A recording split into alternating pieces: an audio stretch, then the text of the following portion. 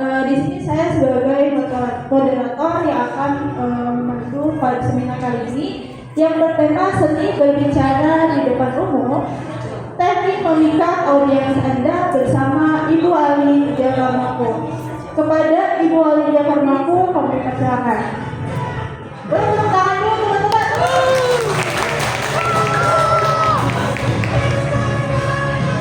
Assalamualaikum warahmatullahi wabarakatuh. Waalaikumsalam warahmatullahi wabarakatuh. Selamat pagi teman-teman semuanya. Salam sejahtera untuk kita semuanya. Teman-teman semuanya, sebelum Ibu masuk ke materi, ada cerita pengalaman Ibu pada waktu awal Ibu maju untuk berpublic speaking. Jadi di sini Ibu tahun 2019, Ibu itu didapuk untuk membawakan sambutan di kelurahan dengan acara PKK kelurahan. Dan ternyata di situ PKK ada PKK kabupaten dan PKK kecamatan. Nah, karena Ibu nervous pada saat itu, dan itu adalah pertama kali Ibu akan tampil memberikan sambutan di banyak orang, banyak audiens yang memang di situ pemikiran Ibu kacau dan Ibu berpikir bagaimana ya, sedangkan ini adalah pertama kali Ibu tampil untuk membawakan sambutan di kelurahan. Pada waktu itu tahun 2019 dan awal di situ Ibu mulai berorganisasi. Nah, di situ Ibu pas maju ke depan, Ibu sudah tidak bisa lagi berbicara apa yang Ibu harus utarakan atau apa yang harus yang tadinya Ibu sudah misalkan awal kita misalkan hafalkan kalau misalkan untuk berbagi speaking begini, tapi ternyata karena pemikiran yang memang kita bilang kita nggak bisa, nah disitulah terjadi bahwa kita juga nggak akan bisa maju ke depan dan tidak akan bisa berbicara. Nah ternyata teman-teman, Ibu itu mengambil suatu kesimpulan dan ini menjadi pembelajaran buat Ibu bahwa apa yang ada di isi pikiran kita itu yang akan menjadikan yang terjadi pada hari itu juga. Nah, untuk kedepannya, Ibu semakin misalkan kita satu, Bismillah, percaya diri bahwa kita bisa. Afirmasi tiap pagi kita selalu, oh iya, bahwa sebut nama kita seperti contoh ini, Alim, Bismillahirrahmanirrahim, Alim pasti bisa. Dan itu semenjak Ibu semakin banyak tampil, Ibu bisa berpublic speaking dengan baik. Nah, pada hari ini teman-teman semuanya, kita akan membahas seni berbicara di depan umum, teknik memikat audiens teman-teman semuanya. Nah, di sini topik pembahasannya adalah dasar-dasar public speaking, teknik presentasi efektif, dan mengatasi ketakutan berbicara. Nah, ini dasar-dasar public speaking. Public speaking adalah berbicara di depan umum untuk menyampaikan informasi mempengaruhi. Berarti di sini kita berkomunikasi ya teman-teman ya, atau menghibur audiens dengan efektif. Public speaking bertujuan untuk menginformasikan. Berarti di sini kita menginformasikan untuk audiens, bukan untuk kita berbicara untuk kita sendiri ya teman-teman. Nah, sejarah public speaking berawal dari retorika Yunani kuno. Public speaking telah berkembang sebagai keterampilan penting dalam komunikasi manusia sepanjang sejarah peradaban. Berarti udah dari zaman dulu ya teman-teman, public speaking udah ada. Nah di sini manfaat public speaking itu sangat penting ya teman-teman. Satu, meningkatkan kepercayaan diri, memperluas jaringan, meningkatkan karir, mengasah kemampuan komunikasi. Nah di sini meningkatkan kepercayaan diri. Jadi teman-teman harus bisa, oh iya, personal branding kita apa sih? Udah harus bisa menentukan. Jadi boleh kita mengambil semua, lihat dari YouTube. Misalkan kita seneng siapa gitu, apa Bapak Novan kah atau yang ini siapa aja, tapi tetap pada fase yang memang kita sendiri, dia sendiri. Boleh melihat contoh-contoh, tapi kita harus membuat personal branding kita ini. Nah, di sini ada elemen komunikasi, kejelasan pesan. Jadi kita dalam berartikulasi kita harus jelas, ringkas, dan mudah dipahami oleh audiens.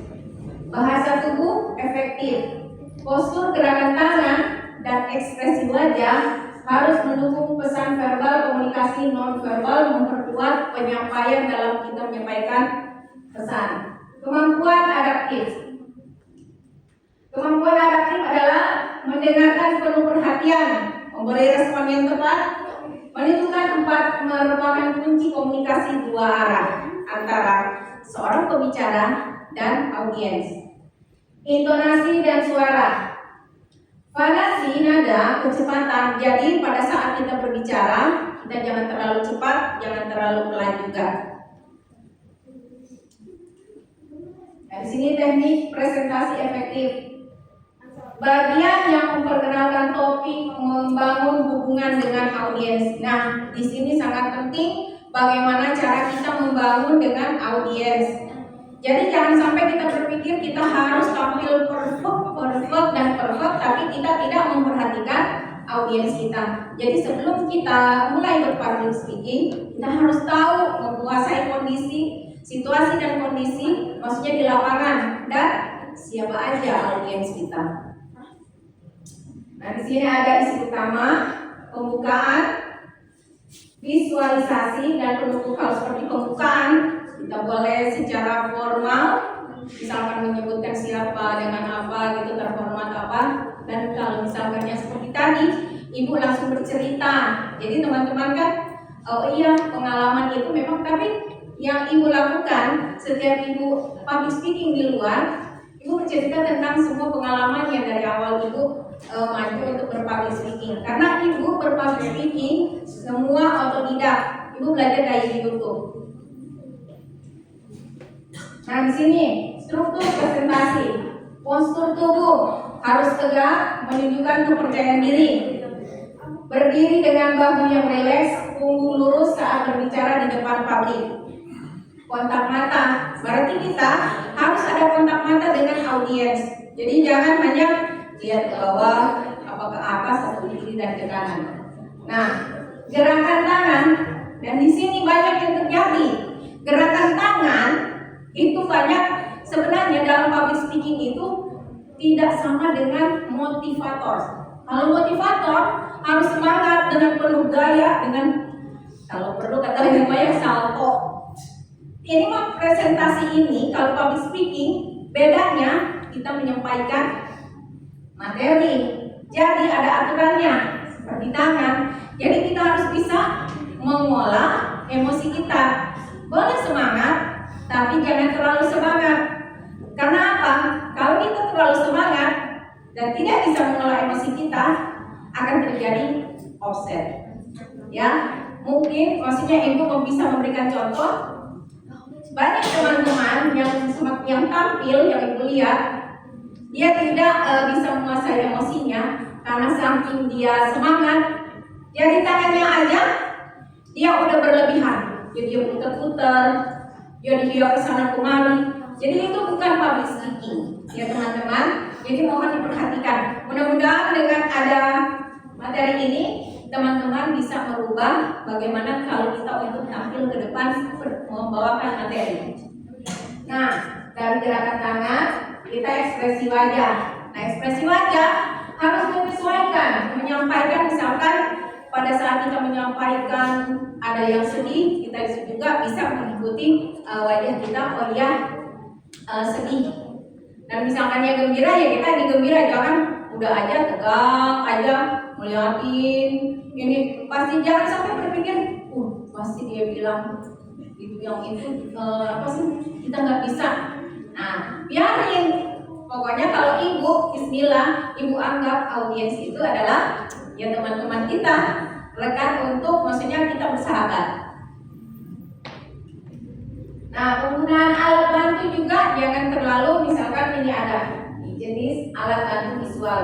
Penggunaan slide. Jadi slide itu materinya kita harus bisa memberikan yang memang yang terbaik. Jadi jangan boleh bermacam-macam slide-nya, tapi misalkan kita lihat audiens dulu kita. Kalau audiensnya memang misalkan standarnya di mana, gitu kita udah pakai slide yang aneh-aneh, dia juga bingung mengartikulasikan ini slide apa sih. Nah, terus penggunaan properti fisik, manfaatkan objek nyata, model, postur dan alat peraga. Jadi pada saat kita membawa misalkan alat peraga, memakai, yaitu memang yang harus kita kuasai. Jangan sampai kita bawa alat peraga, tapi kita sendiri nggak bisa menguasainya ya. Dan ini alat bantu audio, manfaat musik, efek suara dan rekaman audio. Nah seperti ini yang ada di belakang kita ya. Jadi semua bisa menciptakan suasana yang menekan poin penting, membantu audiens mengingat informasi. Nah di sini ada teknologi pendukung, perangkatnya seperti pointer laser, remote presenter dan mikrofon nirkabel. Nah, ini juga memang alhamdulillah bisa mempermudah presentasi yang maksudnya kelihatannya profesional. Ini mengatasi ketakutan berbicara. Nah, ini mengatasi kecemasan, teknik pernafasan.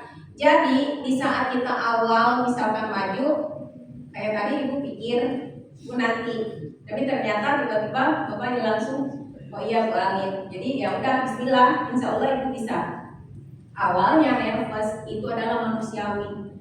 Mau sebanyak apapun jam terbang kita, yang ibu rasakan adalah pada saat kita maju pasti kita nervous, deg-degan, bisa kayak. Tapi ibu selalu bilang di dalam hati, bismillah ibu pasti bisa.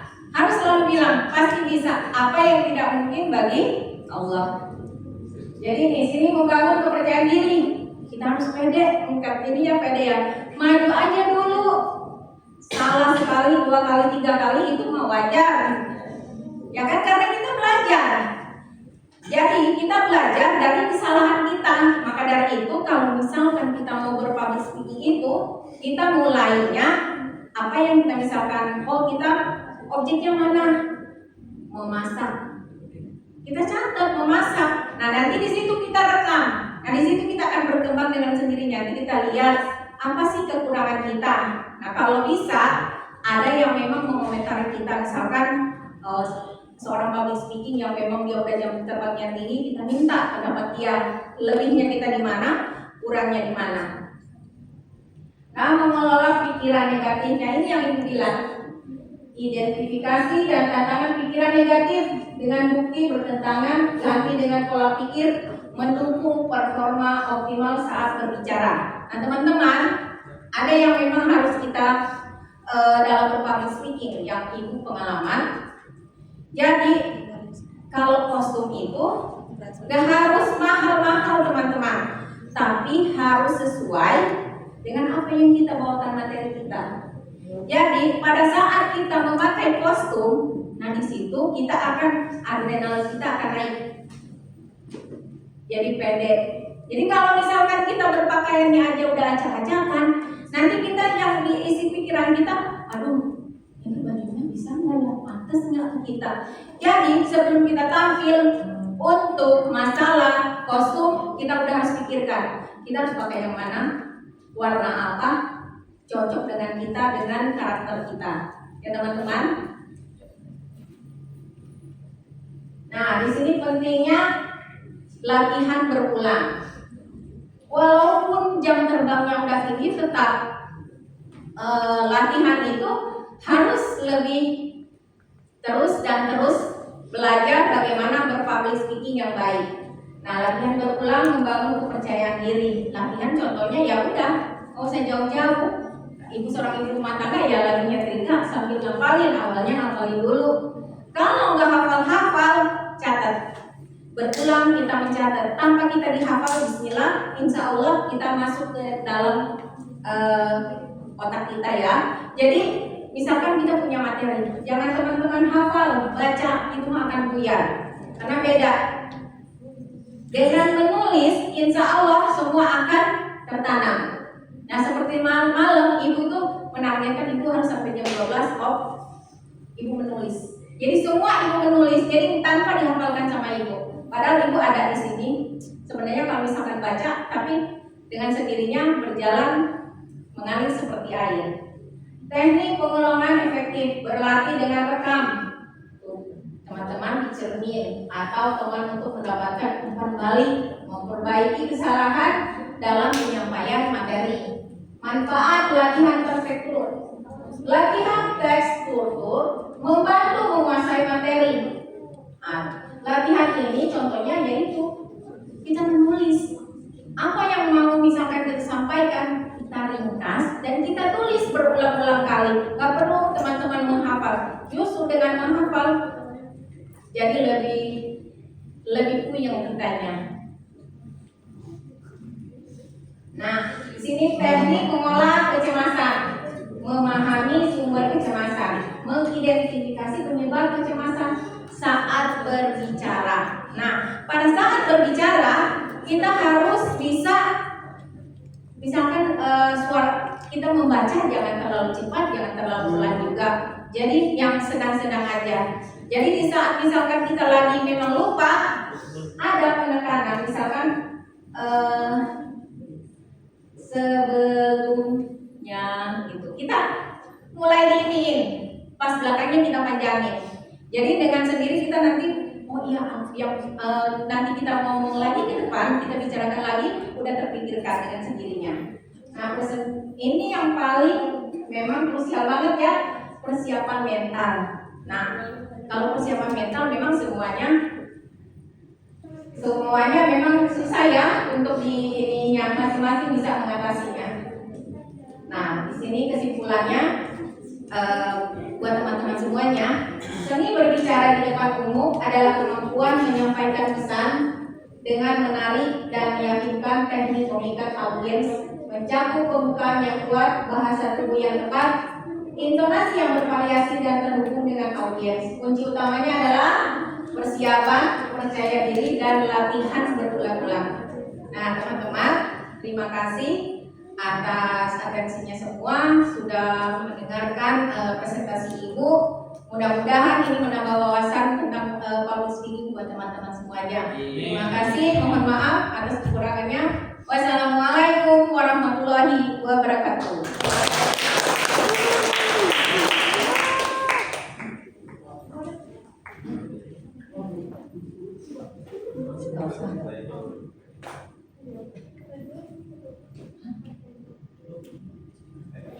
Oke, alhamdulillah sudah selesai. Kita ada di ujung acara. Buat teman-teman, buat yang mau bertanya boleh dipersilakan ya. Ada yang mau bertanya? Boleh dari kapalnya dulu. Mereka nama. Masih kamu ngeliat orang kayak. Nama saya Irham Maulana dari kelompok bisnis Maukes.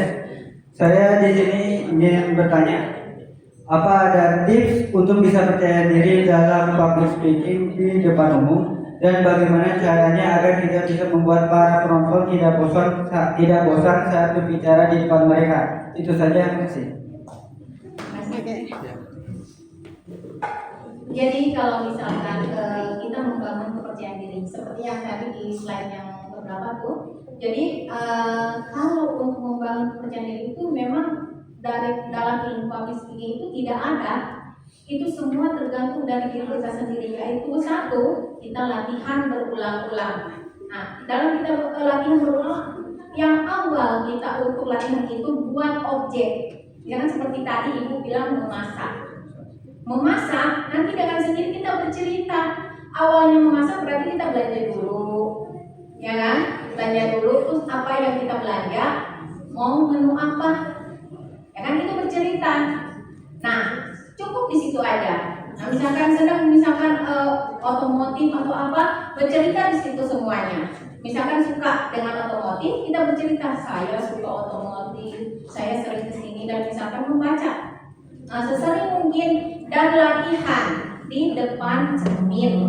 Nah, sesudah latihan di depan cermin, kita rekam dan kita lihat sendiri bagaimana postur kita, dan bagaimana kita berbicara, apa kita rupanya cemberut aja, ya kan?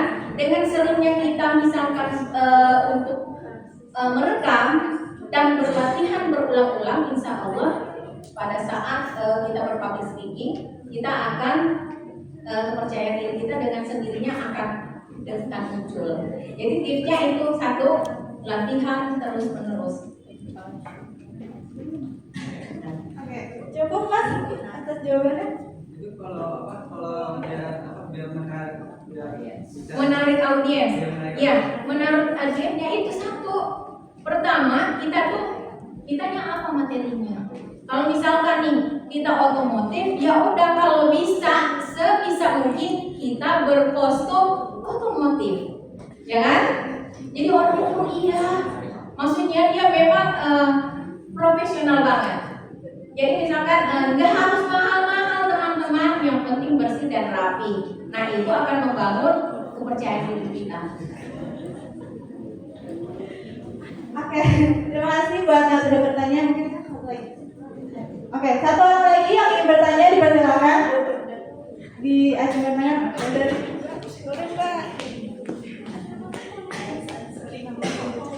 perkenalkan, nama saya Stan Sari. Di sini saya ingin bertanya, bagaimana sih cara kita menggunakan gaya bahasa tubuh yang efektif? Kadang kita pas sudah maju ke depan tuh malah nervous dan juga tremor, gemetar gitu. Cara mengatasinya seperti apa? Kasih Berbeda. Ini bagus pertanyaannya. Jadi di saat kita misalkan maju biar kita nggak gemeteran atau misalkan kita nggak nervous duluan, yaitu pertama satu, kita itu jangan sampai misalkan kita udah semangat, ya udah semangat tapi jangan berlebihan. Nah dari situ kuncinya yang paling ini adalah bisa mengolah emosi. Karena kita kalau sudah tidak bisa mengolah emosi, dengan sendirinya kita akan kemana-mana seperti taman. Ibu mungkin gak harus bilang siapa, dan memang pernah terjadi dengan di salah satu teman-teman. Jadi dia putar-putar dengan sendirinya tangannya sampai dia bingung mau kemana mungkin ya. Karena itu dia terlalu semangat, dia sudah tidak ada kontrol lagi karena memang terlalu semangat. Jadi yang kita akan takutkan karena kita saking sudah tidak bisa menguasai emosi kita, takut jatuh. Nah, dan kalau tidak bisa menguasai emosi adalah kita akan berbicara semua kita. Jadi sudah tidak terolah di alam pikir kita. Jadi asal bicara jadi asbun itu tanpa kita sadari. Ya, dengan sendirinya nanti kita akan menunjuk dan akan datang. Misalkan ini kamu gini jadi gitu dengan bahasa kamu apa. Dan sebaiknya kalau kita misalkan membawakan misalkan presentasi, jangan pakai bahasa aku. Saya lebih lembut dan lebih misalkan oh iya saya ini ada di depan. Jangan aku, kamu, aku dan kamu tolong jangan dipakai saya. Berarti saya nanti kita akan introspeksi diri. Kalau aku itu terlalu aku, ya. Nah itu yang mempelajari. Mungkin itu tadi jawabannya. ya, tepuk tangan semuanya. Terima kasih untuk buat yang sudah bertanya. Mungkin sampai di sini acara kita. Oh, ada gift guys, ada gift. Boleh ini gift.